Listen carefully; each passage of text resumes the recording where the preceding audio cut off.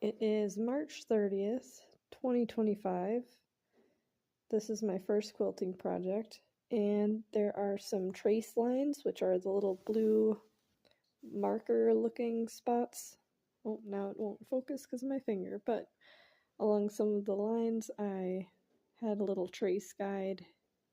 You can't see most of it on camera, but it just comes off with water, and I tested it.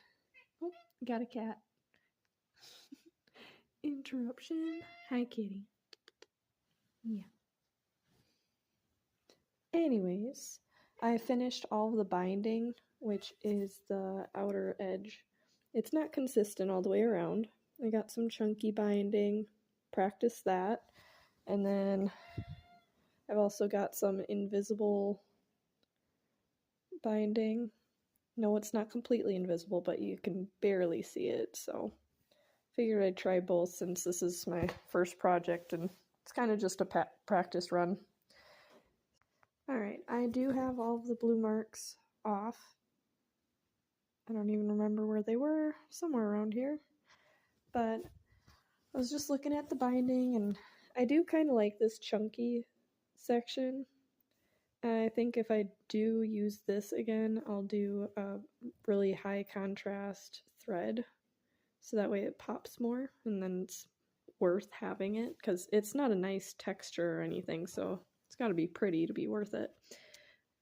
Otherwise, I think I'm going to have to go with this invisible or less visible type. And this was the only area where the binding did not catch when I machine sewed it on. Ugh, tongue twister. And everywhere else it looks pretty good for my first time. I'm happy with it. I'm gonna get some measurements just for my records and go put it on the table. It is damp, but if it needs to, I'll hang it in the sun tomorrow. It's raining right now, so not happening tonight. Alright, we got roughly 14 1/4 on this end. Check to see if it's the same over here.